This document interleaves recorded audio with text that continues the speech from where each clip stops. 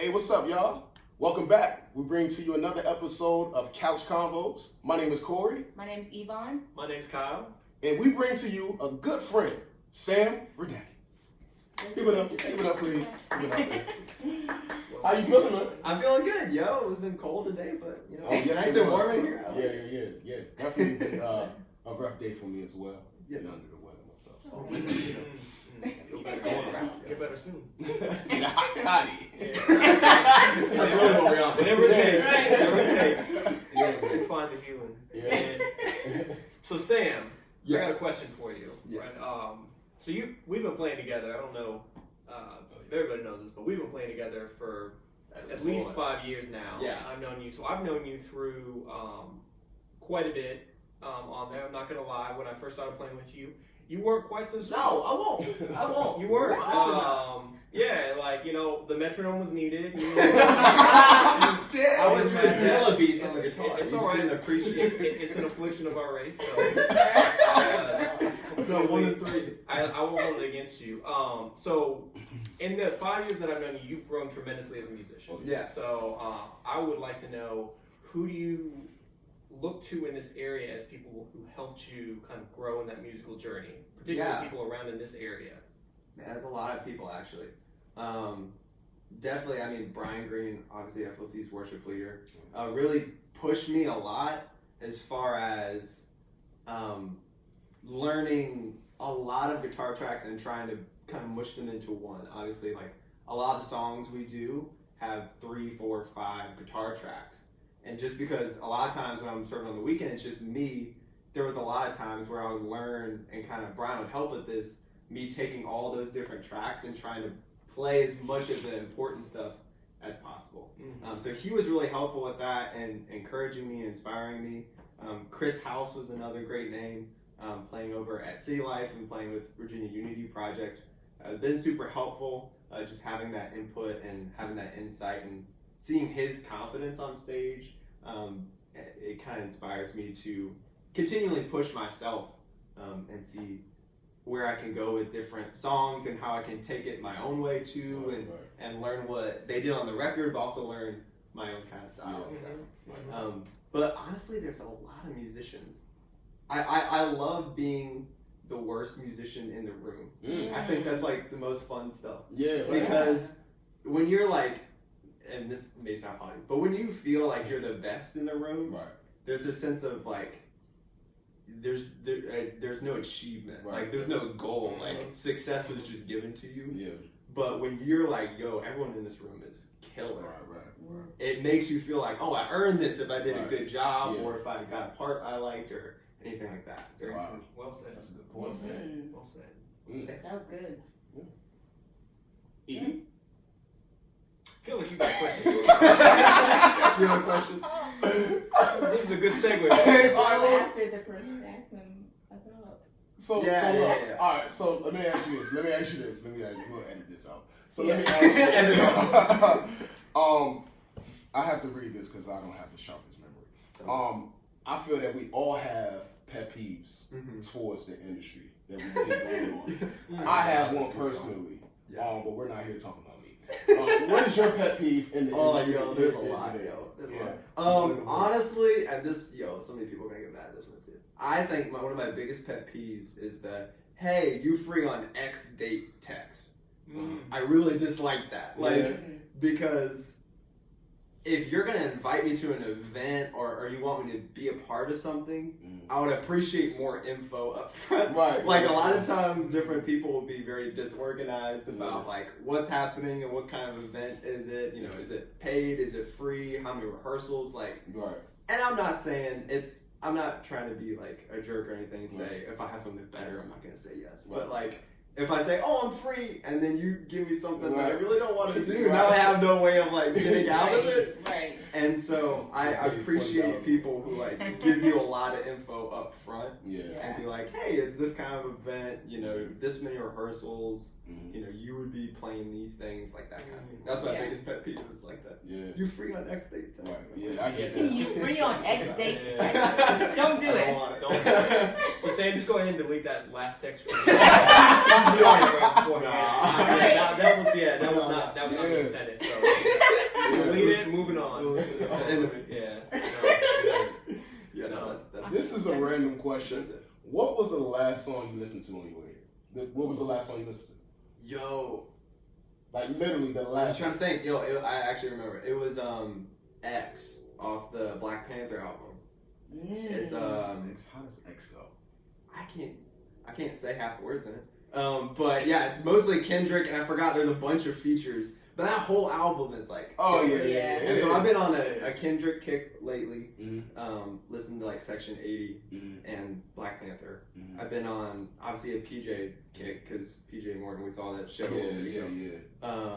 King's Kaleidoscope is another big one. I listen to them a lot. I go through like a lot of phases. So right now, like old Kendrick, PJ. I do too. Yeah. For sure. Yeah. That's good.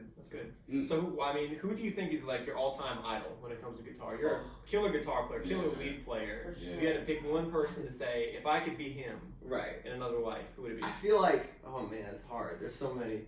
Honestly, and I think this is an answer not a lot of people would give because they don't give this man credit, but I think Prince.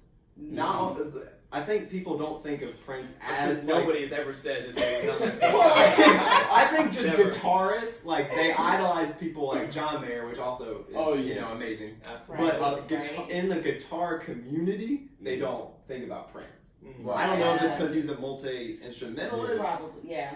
But to me, what is inspiring about him is like not even that he was a killer lead player because he was, but it's just his stage persona. Like you could tell when he got on stage and picked up a guitar, it was the most real version of him. Like I felt the same way with Hendrix. Like if you watch interviews with Hendrix, he always seems like awkward and like not comfortable. But you see him on stage, as soon as he picks up his guitar, like he kind of becomes more of who he actually is. Right. And so that I think Prince or John or any of those guys. Okay. Cool. That's good. Good. Did you always see yourself? Did you see yourself as a lead guitar player? Like that's something you were going to do? No, not really. Like when I learned guitar, I just kind of was like playing songs with chords and enjoying it. It wasn't until I saw other lead players, I was like, oh, that's cool.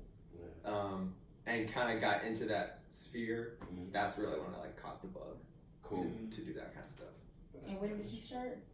Learning in general? Yeah, or? just learning, just all Man, I think that was like 8 years ago, something like that.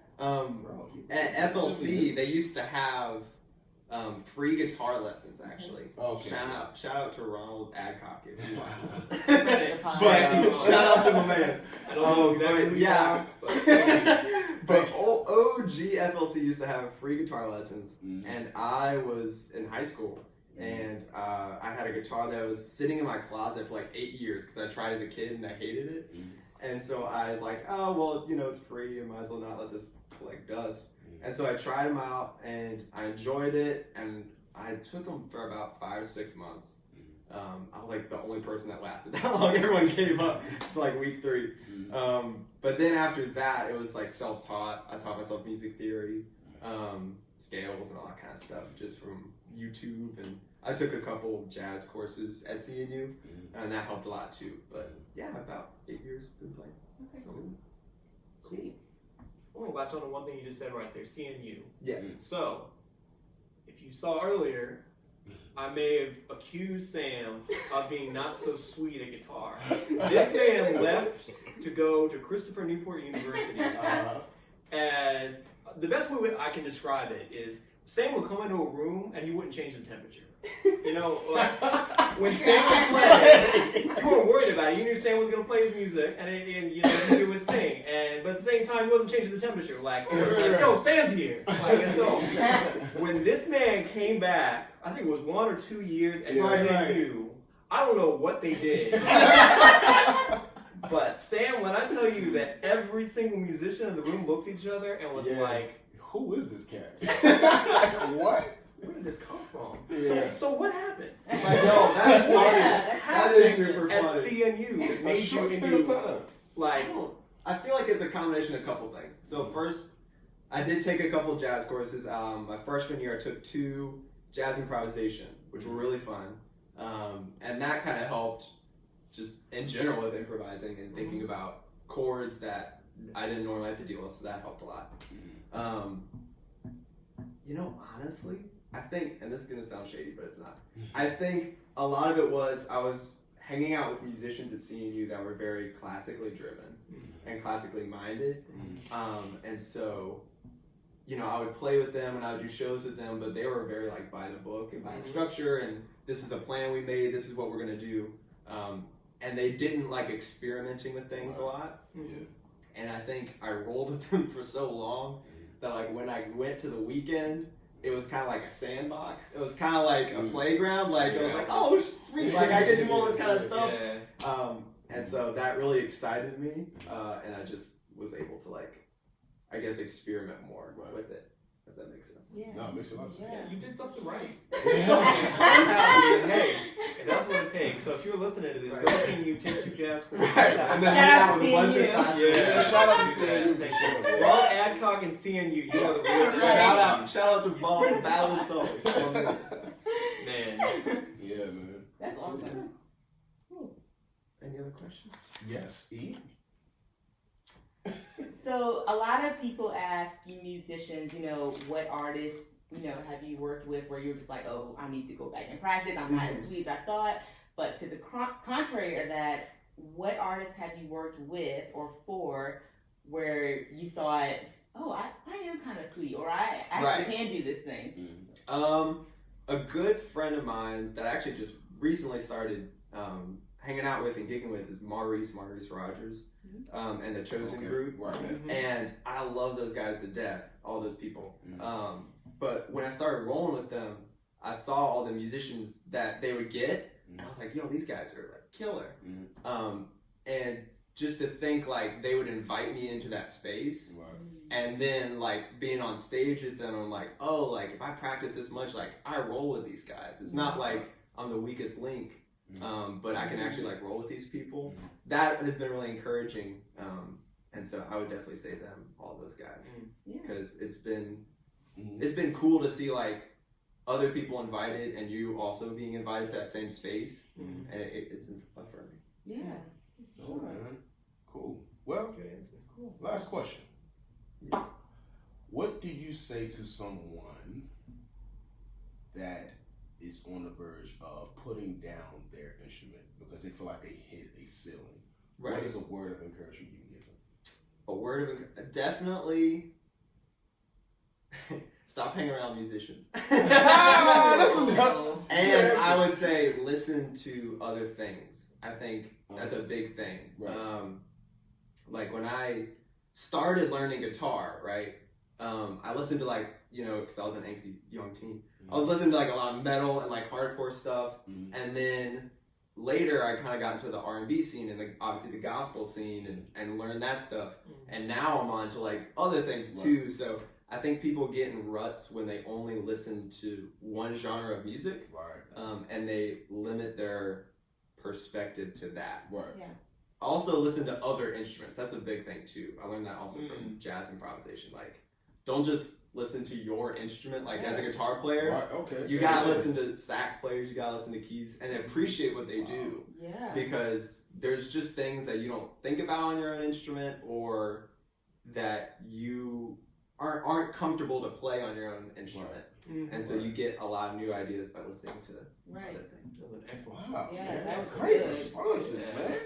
Very Bro, well, once again, I know your time is valuable. You got to shoot out in a little bit. But thank you once again for setting time aside. I appreciate this. Yeah, Thank you. Yeah, man. And we can't wait to hear you, man. Come the 13th, bro. I'm ready. Oh, that's crazy. Hey, once again, thank y'all for checking us out, man. Once again, this is Sam Radecki.